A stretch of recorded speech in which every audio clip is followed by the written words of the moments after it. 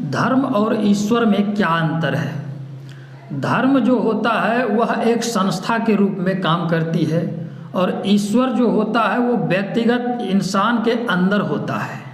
सभी इंसानों में ईश्वर का समावेश है। अब वह ईश्वर को कितना जागृत कर सकता है। जैसे कि सभी इंसान एक तरह से हम मान लेते हैं राम है और सभी राम मिलकर एक संस्था का रूप देते हैं, एक ब्रांड होता है। जैसे अब मोहम्मद हजरत को ले लीजिए, उन्होंने एक संस्था तैयार किया। ईश्वर का समावेश उनमें भी है लेकिन वह एक अलग अपना संस्था तैयार किया जो इस्लाम हो चुका।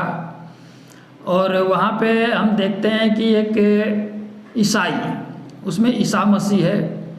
यह सब इंसान ही थे, अपने अंदर के ईश्वर को ज़्यादा जागृत किए और वह अपना एक संस्था बना लिया, पार्टी होता है। वैसे धर्म तो हम मानते हैं सबसे पुरानी धर्म हिंदू धर्म ही है, क्योंकि ईसा मसीह से पहले क्रिश्चियन लोग भी हिंदू ही थे। उसके वहाँ भी देखते हैं हम, वहाँ के इतिहास में भी देखते हैं वरुण देवता, अग्नि देवता, जल देवता, वायु देवता, सभी देवता होते हैं लेकिन उनका नाम अलग अलग होता है क्रिस्टोफर, कोलंबस, जीसस, थीसियस, इस तरह का नाम होता है। लेकिन प्रक्रिया सबकी एक ही है। वह भी ढूंढता है कि मेरा जल देवता कहाँ है, अग्नि देवता कहाँ है, वायु देवता कहाँ है। ग्रुप उसमें भी उतना ही समावेश है। अगर वो कहता है कि हिंदू धर्म में वायु देवता है, यह सब गलत है, तो वहाँ भी है। आप वहाँ का इतिहास देखिए, वहाँ का जो फिल्में बनती है वहाँ भी देखिए कि अग्नि देवता है, जीसस है, थीसियस है, इस तरह का नाम होता है। तो वह भी अपना काल्पनिक दुनिया तैयार करता है। लेकिन बात है कि एक इंसान जो अपने विचारों से अपने शक्ति को प्रबल बनाती है, वह एक तरह से एक संस्था का रूप ले लेता है। उनको फॉलो करने वाला बहुत बड़ी संख्या में होती है तो वो एक संस्था का रूप ले लेता है। और यहाँ देखते हैं मोहम्मद हजरत, ये तो हाल फिलहाल की बातें हैं कि मोहम्मद हजरत आए थे, उन्होंने भी तपस्या किया, साधना किया और अपने आप को जागृत किया। उनके पक्ष में ज़्यादा लोग आए और इस्लाम धर्म हो गया। उनमें ज़्यादा कट्टरताएं थी, वह लोगों को अपने आगे झुकाना चाहते हैं, ये तो निश्चित है। क्योंकि उनका मानना है कि जो इस्लाम है वही धर्म है, बाकी सब काफिर हैं, उसको अपने पक्ष में लो, उसको इस्लाम बनाओ, नहीं तो मार दो। यहाँ पे क्रिश्चियन धर्म जो है वो थोड़ा नॉर्मल है, इंसानों की भलाई के लिए सोचता है। उनका कहना है कि लोगों को बहला फुसला के इस ईसाई धर्म की ओर ले चलो, नहीं तो कोशिश करो, नहीं तो छोड़ दो। हिंदू धर्म क्या है? हिंदू धर्म कहती है शांति से रहो, हम अपना धर्म में हैं, आना है आओ, नहीं तो जाओ, लेकिन हमको गुलाम मत बनाओ। क्यों? हम अपने धर्म में स्वतंत्रता से जी रहे हैं। सभी ईश्वर की आराधना होती है।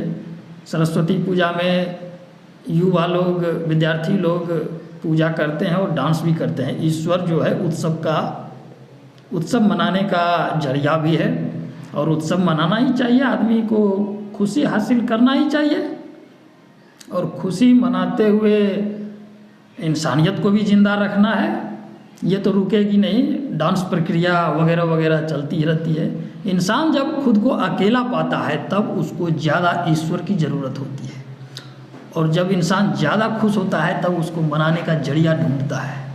वहाँ पर भी ईश्वर की आराधना ही काम आती है। तो यह बात नहीं है।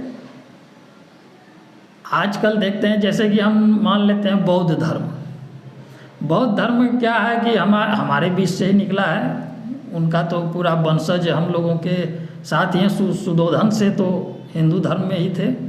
अब महात्मा बुद्ध ने अपने आप को जागृत किया। हालांकि सभी ने कहीं ना कहीं समझौता किया है। सबसे कठोर धर्म अगर हम माने तो वो जैन धर्म है। वह बहुत कठोरता से अपने नियम का पालन करते हैं, इसलिए उनकी संख्या कम हो गई है। कम है, क्योंकि उस पर चलना इंसान की बस की बात नहीं है। साधारण इंसान उसके रास्ते पे नहीं चल पाते हैं। और वहीं पे भगवान बुद्ध ने देखा कि ज़्यादा कठोर नियम बनाने से इंसान जो है उस रास्ते पे नहीं चल सकता है। सभी ने कहीं ना कहीं अपने आप में समझौता किया है। पूर्णतः सत्य पर कोई नहीं है। पूर्णतः सत्य पर जो रहता है वो शहीद हो जाता है या मारा जाता है, क्योंकि सत्य जो है वो जानलेवा होता है। सच्चाई अगर आप बोलिए तो आप नहीं चल पाइएगा।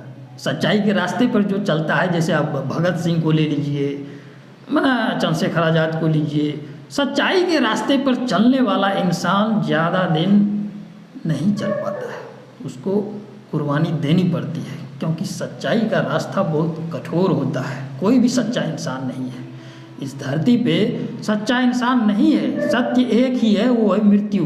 जन्म में भी बहुत सारे झोल झाल छिपे हुए हैं, लेकिन एक ही सत्य है, वो है मृत्यु। और जो मर गए और जो अपने रास्ते पे चलते हुए मर गए, कुर्बानी दिया, तो वो सच्चा इंसान था। और जो जीवित है, कुछ हद तक वो सच्चाई का साथ देते हैं या बहुत हद तक सच्चाई का साथ देते हैं, लेकिन पूर्णतः सच्चाई का साथ वो भी नहीं दे पाते हैं, क्योंकि उसको भी जीना है। तो यहाँ पे हम देखते हैं कि भगवान बुद्ध ने, महावीर ने वर्षों तक तपस्या की, शरीर जर्जर हो गया, गलने लगा, तब उन्होंने एक मध्यम मार्ग का रास्ता तैयार किया जो कम से कम जीने में पर्याप्त हो, जीवन यापन संभव हो। तो इस तरह से हम देखते हैं कि धर्म तो संस्था का रूप ले ही लिया है, चारों तरफ कोई ना कोई संस्था है। अब हम देखते हैं कि सभी इंसान जनित धर्म है। आप ईसा मसीह का लीजिए, मोहम्मद साहब का लीजिए, महात्मा बुद्ध का लीजिए या गुरु नानक जी का लीजिए, सभी में इंसान जनित ही धर्म छुपा हुआ है। लेकिन सबसे पहले हम देखेंगे कि ये सब इंसान तो आए हैं, हम लोगों के बीच आए हैं, इनकी कहानियाँ हैं, हम लोग जानते भी हैं, कुछ वर्षों या बहुत वर्षों पहले है, लेकिन है। और धर्म क्या है कि एक ऊपरी शक्ति होती है। ईश्वर क्या होती है कि एक ऊपरी शक्ति होती है, लोगों के नज़र और नज़रिए में छुपा होता है, उसका असर होता है। अगर ज़्यादातर इंसान आपके बारे में बुरा सोचेगा तो बुरा होगा, निश्चित होगा, क्योंकि उसका नज़र का प्रभाव रहता है। इंसानों में, इंसान के नज़र में, इंसान के सोच में बहुत सारे ताकत होती है, और वहीं पे भगवान का रूप लेता है। ज़्यादा संख्या में अगर आपके खिलाफ जा रहा है लोग, तो आपके साथ बुरा होना शुरू हो जाएगा। पक्ष में जा रहा है तो आपके साथ अच्छा होना शुरू हो जाएगा। इंसानों में बहुत सारी शक्तियाँ हैं। जैसे कि आप देखिए, सूखा सेल ले लीजिए, मेमोरी। कोई मेमोरी इतना छोटा रहेगा, वो 4 GB का रहेगा, और उससे भी अगर छोटा देखिए तो उसमें पावर होता है, वो 64 GB, 150 GB, 300 GB का होता है, लेकिन रहता वही है। उसी तरह इंसान का तो मान लेता है, ये उंगली लीजिए, इसका इतना भाग लीजिए, तो एक मेमोरी का पावर रहता है उसमें। और पूरा शरीर को जागृत अगर हम करते हैं तो वही किया भगवान बुद्ध ने, वही किया मोहम्मद साहब ने, वही किया सभी लोगों ने, वही किया। तो जहाँ तक हम अपने शरीर को जागृत कर सकते हैं, मतलब ज़्यादा जानकार, ज़्यादा मानव कल्याण के लिए सोचना, मानवों का उद्धार के लिए सोचना ही आपको ईश्वर बनाता है। और ईश्वर सभी, मतलब हम लोग देखते हैं कि धर्म जो है बहुत बड़ी संस्था हो जाती है, देश से भी बड़ा हो जाता है। हम देखते हैं कि देश तो दुनिया में 400-500 देश है, लेकिन धर्म जो है ज़्यादा से ज़्यादा 100 धर्म पूरते होंगे।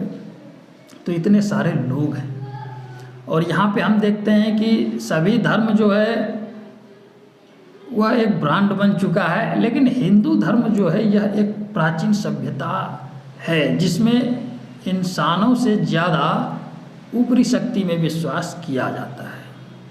यही होता है वास्तविक धर्म,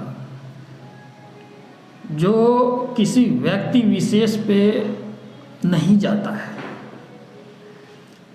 दुख की घड़ी में जब कोई परिस्थिति खराब होती है, तब धर्म का जरूरत होती है।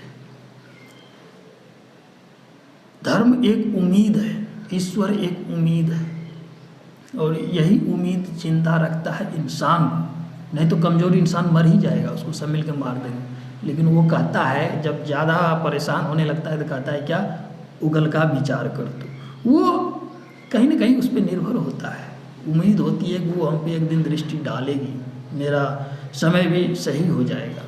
तो ये उम्मीद ही जिंदा रखता है इंसानों को, और इंसान जिस उम्मीद पर जिंदा रहता है उसको ईश्वर कहते हैं, उसको धर्म कहते हैं। जैसे मोहम्मद साहब इस्लाम धर्म के हैं, ईसा मसीह क्रिश्चियन धर्म के हैं, सभी लोग तो फल फूल रहे हैं, फल फूल सभी लोग रहे हैं। ऐसा नहीं है कि वो लोग मर गए, वो लोग खत्म हो जाएंगे, वह लोग भी जिंदा हैं।